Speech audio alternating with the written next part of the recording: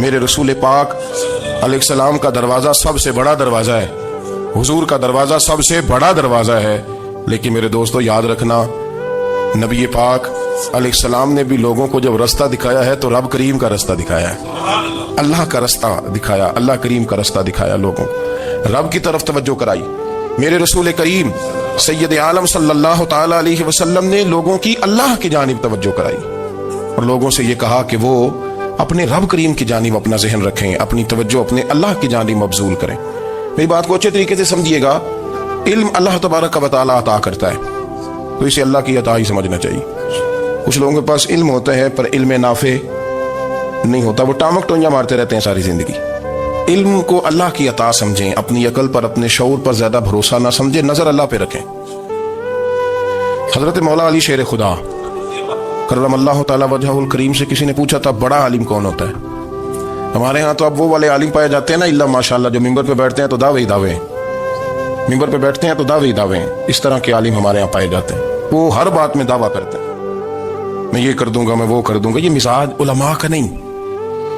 حضرت علی المرتضیٰ سے کسی نے پوچھا بڑا عالم کون ہوتا ہے؟ فرمایا بڑا عالم وہ ہوتا ہے کہ جسے مسئلے کا پتہ نہ ہو تو وہ کہہ دے مجھے نہیں پتا، میں پتہ کر کے بتاؤں گا، غلط بات بیان نہ کرے۔ امام مالک سے کسی نے کوئی مسئلہ پوچھا تو آپ فرمانے لگے مجھے اس سوال کا جواب نہیں آتا، ہمارے بزرگ سمجھاتے کیا ہے؟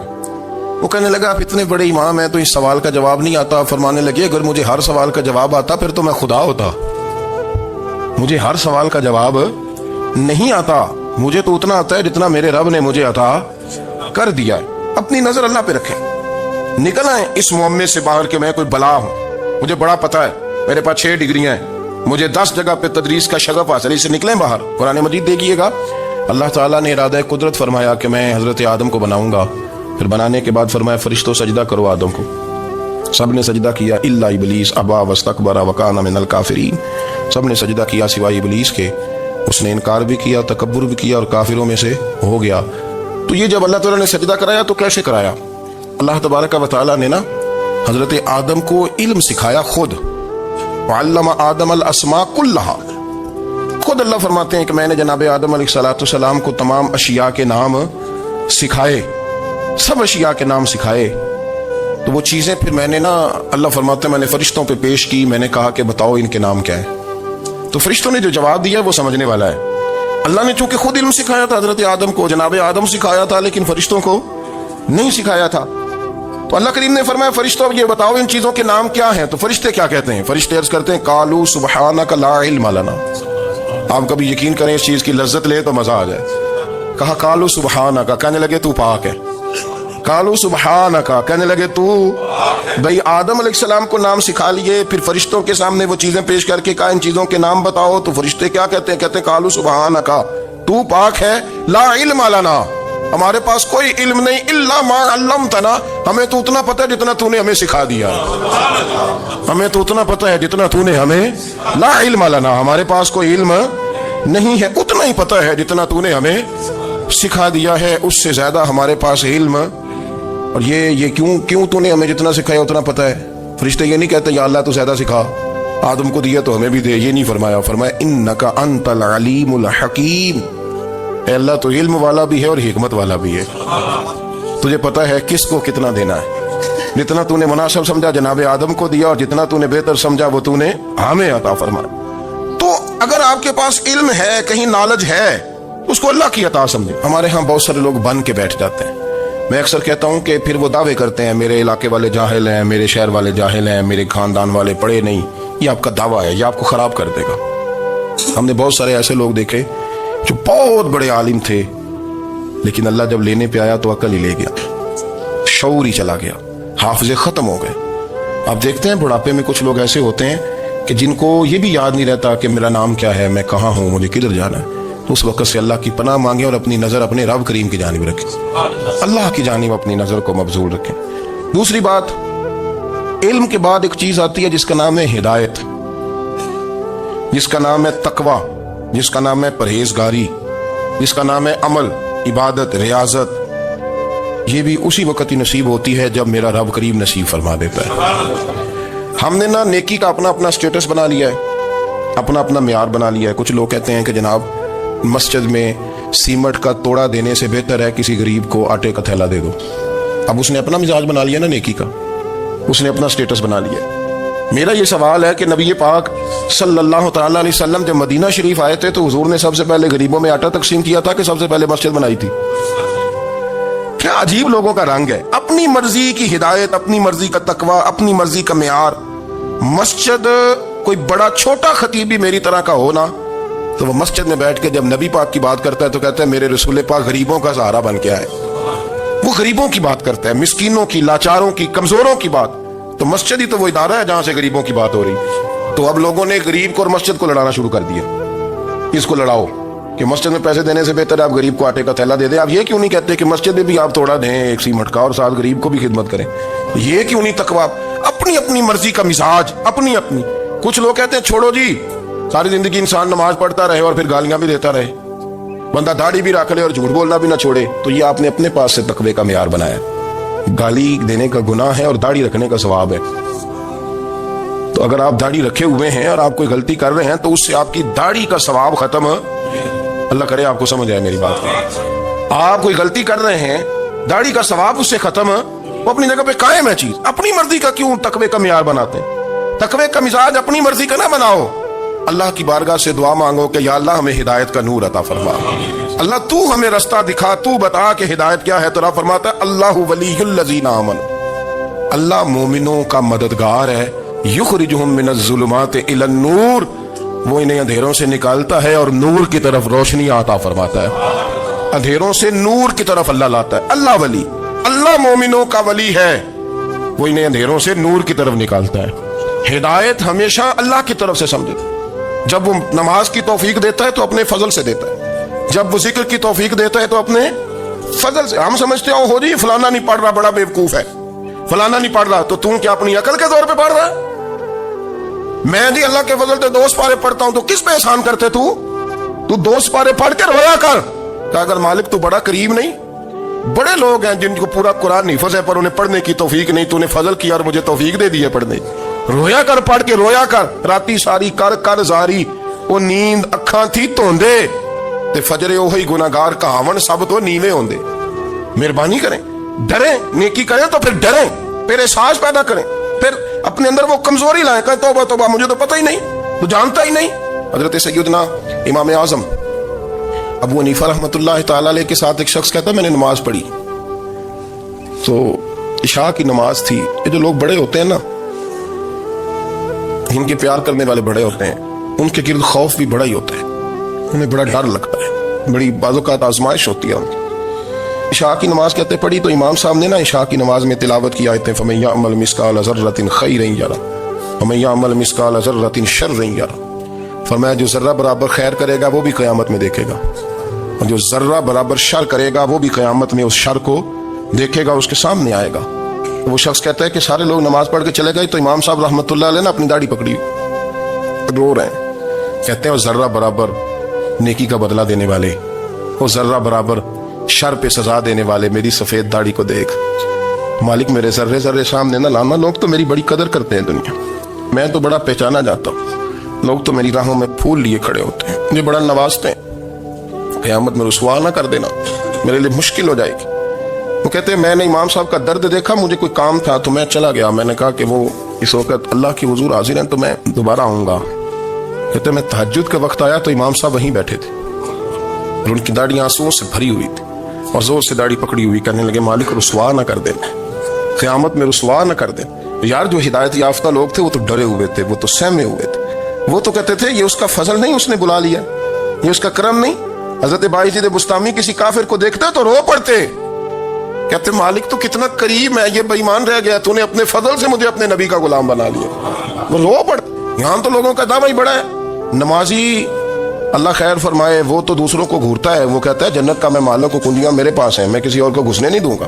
और अगर 2-3 हज कर ले तो फिर तो वो कहता है कि हम मेरे से पूछ कर लोग जन्नत में जाएंगे माज़अल्लाह। और अगर वो 2, 4, 5, 7 दफा कोई नफल पढ़ ले तो फिर वो कहता है छोड़ें जी सारे लोग बेअमल है, मैं अकेला नेक हूं। ना ऐसा करें, अपनी तवज्जो अपने रब पे रखें, अपनी तवज्जो अपने मोइनुल मिल्लत व दीन, अताए रसूल, हिंदुल वली, गरीब नवाज, ख्वाजा मोइनुद्दीन चिश्ती, हजरत ख्वाजा अजमेर, शाह अजमेर, शाह अजमेर वाली हिंदुस्तान। आखिरी उम्र में ना सारा दिन रोते गुजर जाता, सारी रात रोते गुजर जाता, जरा सी कोई बात करता तो रो पड़ते, आंखें आंसुओं से भरी रहती। कई दफा आपने भी परेशान हो जाते हैं ना कि यार तो एक बात की जान ही नहीं छोड़ रहा। तो ख्वाजा कुतुबुद्दीन साहब बख्तियार काकी से लोगों ने कहा कि आप मुर्शिद से बात करें, इतना भी तो नहीं ना रोना चाहिए। हर वक्त इसके आंसू की करिए, आशक दा काम ही रोना तोना ते बिना रोयो नहीं मंजूरी। ये आशक सदा ही रोंदा रहिंदा है, भावें वसल होवे ते भावें दूरी। हर वक्त रोने का क्या मतलब है? तो ख्वाजा कुतुब साहब कहते हैं मैं करीब गया तो मैंने पैर दबाए, मैंने कहा सोनिया लोग तो कुछ भी नहीं करते, तूने तो कमाल कर दिया। 90 लाख आदमी मुसलमान कर दिया, दुनिया कुछ नहीं करती, तूने 50 साल सारी रात मुसल्ले पे बैठ के रब राजी किया। तू शहजादा था, हुजूर की औलाद था, लेकिन मोइनुद्दीन तेरा एक प्लाट भी नहीं। तूने तालिब इल्म पाले, तूने गरीबों को दिया, तूने नवाजा, कोई शय नहीं तेरे पास, हर चीज तूने, सारी रात रोते हो, सारा दिन रोते हो। तो ख्वाजा कुतुबुद्दीन साहब कहते हैं मैंने जब अर्ज किया तो ख्वाजा साहब मुझे गले लगा लिया, चीख मार के रोए, कहने लगे कुतुबुद्दीन पुत्र दाढ़ी सफेद हो गई, जाने का वक्त आ गया। जो तूने नेकियां गिनवाई हैं वो हैं सही मेरे पास, पर यार की बारगाह में पेश करने के काबिल एक भी नहीं, एक भी नहीं। तो बारगाह तो देख कितनी बड़ी है, रसूल करीम की बारगाह में पेश करने के काबिल इनमें से एक भी नहीं। तो आस्ताना देख कितना बड़ा है, क्या पेश करूंगा, क्या अर्ज करूंगा हुजूर की बारगाह में, किस तरह। वो यार जो बड़े थे वो तो डरे हुए थे, सहमे हुए थे, वो तो बड़ी आजमाइश में थे, लेकिन मेरा और आपका रट्टा 2 नमाजें पढ़ के 6 नमाजों का दावा करना और लंबी चौड़ी कहानियां बनाना और अपने मुंह से अपनी तारीफें करना, इससे थोड़ा बाहर आए। रिस्क भी मेरा अल्लाह ही देता है, इल्म भी अल्लाह देता है, रिस्क भी। बड़े बड़े फकीरों को मालदार होते देखा, बड़े बड़े मालदारों को फकीर होते देखा, बड़े बड़े। मेरे एक बड़ा सखी किस्म का सज्जन है, बड़ा प्यारा है, मैं उसे सखी मानता हूं। मैंने अपनी परेशानियों के दिनों में भी उस शख्स को सखी देखा। एक दिन रात को मुझे टेलीफोन करके कहने लगा किधर हो? मैंने कहा मैं घर हूँ। नहीं अक्सर सफर में होते हो ना? तो मैंने कहा तबीयत कैसी है? ठीक है, बस हाल चाल पूछना था। मैं नहीं समझा, मैंने कहा यार ये कोई मसला है, वरना रात के 2 बजे कोई हाल पूछने को फोन तो नहीं ना करता, कोई मतलब ऐसा तो मसला नहीं ना। तो मैंने बैक कॉल की, मैंने कहा यार मेरी बात सुनो, मसला क्या? कहने कुछ नहीं दिल कर रहा था। मैं कहा मेरी गल सुन, रहे असी 4-5 साल कट्ठे, मैं तेन जानना, असल बात कर। कहने लगा मकान भी बड़ा है, सारा कुछ ठीक है, पर वो बड़ा ही बेनियाज है। कुछ हालात इस किस्म के आ गए हैं कि लोगों को बताऊं भी तो लोग मानने को तैयार नहीं, ज्यादा नहीं, मुझे ना थोड़े से पैसों की जरूरत है, को 15-20 हज़ार अगर मिल जाए मेरी जरूरत है। आप यकीन करें मैं रोता रहा सारी रात। मैंने कहा मेहरबाना तेरा किस तरह करांगे, इससे लेके जमाना इस्तेमाल करता था, पर बेलपरवाही वेख ना सज्जड़ दी, जिथे किसे दी पेश ना जावे उन्हें ताजा वाले दर दर रोले ते मंगते तख्त बिठावे। सजना किसी नूं कारा मिल दई, कोई काबे खाली आवे, वल्लाहु खैरुर राज़िकीन। कहते तू दाएं बाएं ना जा, रिस्क तो तुझे मैं दूंगा, मैं हूं बेहतर रिस्क देने वाला। बड़े बड़े बादशाह, बड़े बड़े शहनशाह, बड़े बड़े लोग, हाथों में कासे, फकीरियां। उम्मे रबिया कहा करती थी, बड़ी नेक और साले खातून थी, वो कहती हैं कि मैं ना बड़े अमीर आदमी की बीवी थी, अपने शौहर के साथ छत पे बैठी थी, तो नीचे फकीर मांगने वाला आया, उसने बड़े दर्द से सदा की, तो मैंने अपने शौहर से कहा कुछ दे दे। कहा दफा कर, इन लोगों ने धंधा बनाया हुआ है। कहती मैं मेके से भी बड़ा माल लेके आई थी, मेरे माँ बाप बड़े अमीर थे, तो मैंने ना चोरी अपने खामद से नजर बचा के बाथरूम जाने के बहाने गई और नीचे जाके 5 दिनार मैंने उस फकीर की हथेली पे रखे। कहते उसने 5 दिनार देखे, फिर मेरी तरफ देखा तो मैंने उसकी आंखों में आंसू चमकते देखे। कहने लगे बीबी रब तेरा भला करे, मैं 3 दिनों का भूखा हूं।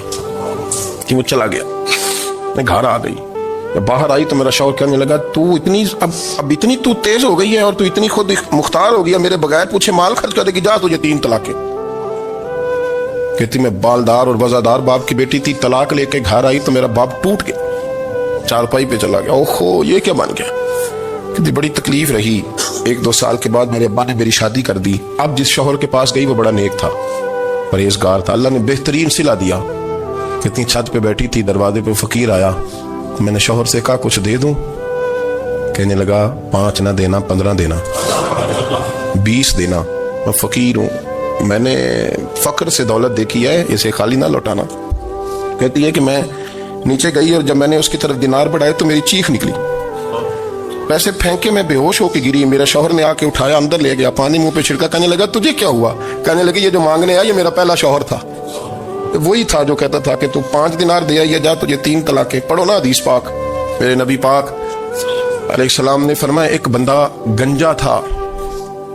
گنجا کوئی ترتیب آگے پیچھے ہو جائے تو مفہوم کے لحاظ سے, لیکن میں مفہوم اس کا واضح کرتا ہوں. ایک گنجا تھا, کوئی شے نہیں تھی, سر پہ بال بھی نہیں تھے, رویا کرتا تھا.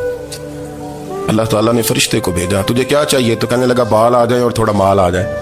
فرشتے نے ہاتھ پھیرا تو بال بھی آ گئے, تو بکریاں بھی آ گئیں, لائنیں لگ گئیں, مال ہی مال ہو گئے. دوسرے کے پاس گیا, وہ کوڑا تھا. اس کو جا کے کہا کیا چاہیے؟ کہنے لگا شفا ہو جائے اور کچھ اللہ تعالیٰ آسانی کر دے. شفا بھی ہو گئی, گائیں بھی دے دی, بھینسیں بھی دے دی, مال ہی مال ہو گئے. پھر ایک کے پاس گیا, وہ اندھا تھا. تجھے کیا چاہیے؟ اس نے کہا آنکھیں ملنے اور کچھ ساتھ اللہ مال دے دے. اونٹ ہی اونٹ ہو گئے. جب بڑا نواز دیا تو پھر مالک نے امتحان لینے کا ارادہ کیا. یاری تیری سونا ہے اور آزمائشاں بھی تیریاں اگ. آزمائشاں تیریاں, صحیح کہہ رہا ہوں, آزمائشاں تیریاں, یاری تیری سونا ہے اور آزمائشاں تیریاں. یہ سونا پرکھیا جاوندا ہی پہلو نال لگاں دے لگ. اللہ نے فرمایا آزمائش کرو. سب سے پہلے گنجے کے پاس آئے, اسے کہا اللہ کے رستے میں کچھ دیکھا نہیں لگا, میرے خرچے ہی بڑے. دیکھو تو صحیح کتنی مشکل میں وقت گزارتا ہوں, حال ہی کوئی نہیں. تو اس نے کہا میں نے تو سنا ہے تو گنجا اور بھوکا ننگا تھا. کہنے لگا میں تو جدی پشتی رہی سے اعظم ہوں, تجھے کس پاگل نے کہا ہے بھاگ جا؟ اس نے کہا اچھا جیسے تو تھا ویسے ہی ہو جائے. کھیت کھلیان اجڑ گئے, پھر سے گنجا ہو گیا. حضور علیہ السلام فرمانے لگے, پھر وہ اس کے پاس گیا جو کوڑا تھا. اسے کہا کچھ دے. کہنے لگا خرچے ہی بڑے. اب پوچھ لیں کسی امیر آدمی سے, کہے گا چکی کے نیچے ہاتھ ہے میرا, میرے سے زیادہ تو پریشان بندہ ہی کوئی نہیں. کیا بتاؤں آپ کو, اتنا ٹیکس ہے, اتنا جرمانہ ہے, فلانی شے, بڑا کچھ گنواتے ہیں لوگ. اس نے کہا میں نے تو سنا تو پہلے کوڑا تھا. اس نے کہا اچھا دوڑ جا, میں تو رئیس اعظم ہوں, دادا بھی پردادا بھی اور ساری نسل ہی. اس نے کہا اچھا جیسے تو تھا ویسے ہی ہو جائے. پھر وہ گیا اندھے کے پاس اور جا کے کہا اللہ کے نام پہ کچھ دے. تو کہنے لگا رب کے نام پہ؟ یہ کھڑے ہیں اونٹ جتنے تیرے دل کرے لے دا. اس نے کہا کیا معنی اس بات کا؟ کہنے لگا یار تجھے کیا بتاؤں, میں تو اندھا تھا, میں نے تو کبھی دنیا دیکھی نہیں تھی. پھر اس کریم نے فضل کیا تو مجھے بڑا کچھ دکھایا. میں کیا بتاؤں, میرا دل کر رہا ہے کہہ دوں کہ پھر اس نے کعبہ دکھایا, پھر اس نے روضہ رسول دکھایا, پھر اس نے ریاض الجنہ کے سجدے دکھائے, پھر اس نے اپنے محبوب کے دروازے کی رونقیں دکھائیں. اس نے بڑا کچھ دیا, اس نے بڑا نوازا. میرے پاس تو شاہی میں بدکار پرانا خادم, کسے در ملی نہ ٹوئی. یہ تو واصف یار نے نظر جو کی تھی, پھر واصف ہی ہوئی.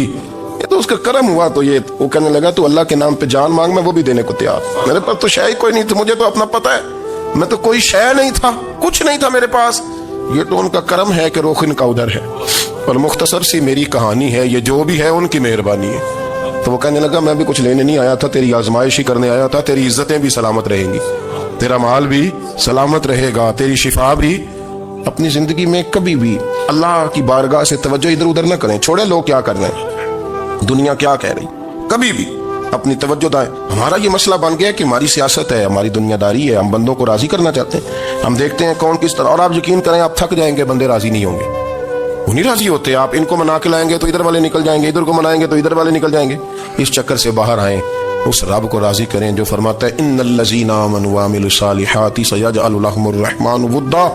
فرمایا تو ایمان لانے کے بعد نیک عمل کر, میں لوگوں کے دلوں میں تیری محبت پیدا کر دوں گا. رحمان لوگوں کے دلوں میں محبت ڈال دے گا, اللہ لوگوں کے دلوں میں. اپنی نظر ہمیشہ اپنے رب پہ رکھیں. اتنی لمبی چوڑی دنیا داروں سے امیدیں نہ وابستہ کریں. میں نے دیکھا ہے لوگ کاسا لیسی کرتے ہیں, کبھی اس کے دروازے پہ کبھی اس کے دروازے پہ. ان چکروں سے باہر آئیں اور اپنے رب کی بارگاہ کی طرف توجہ کریں. استغفار شوق سے پڑھا کریں, اور اکیلے میں نا, اکیلے میں. حضرت رئیس المتکلمین مولانا نقی علی خان صاحب رحمۃ اللہ نے لکھا ہے کہ فرعون 500 سال حکومت کر گیا. یہاں تو 5 سال کی حکومت کی پیر لڑکھڑاتے ہیں, 500 سال. ہمارے اصل وجہ یہ تھی کہ دنیا جب سو جاتی تھی نا تو اوپر چادر لے کے تو مسلح پہ بیٹھ جاتا تھا, اور ہاتھ باندھ کے کہتا تھا رب تو ہی ہے, میرا پردہ نہ کھولنا, مالک تو ہی ہے, کرم نوازی کرنا, میری پکڑ نہ کرنا. وہ بے ایمان ہو کے اگر 500 سال ہاتھ باندھے تو گزارا کر لیتا ہے, تو ایماندار ہے. پر مسئلہ یہ ہے کہ تو رات کو بکل مار کے ہاتھ نہیں نہ باندھتا, تو منت نہیں کرتا, تو استغفار نہیں کرتا. توبہ کریں تو بچے رہیں. وہ اتنی لمبی حکومت کر گیا چونکہ رات کو کہتا تھا مالک رب تو ہی ہے, لیکن مہربانی فرما, میری پکڑ نہ فرما, تو اللہ نے تو اس کو مہلت دے دی.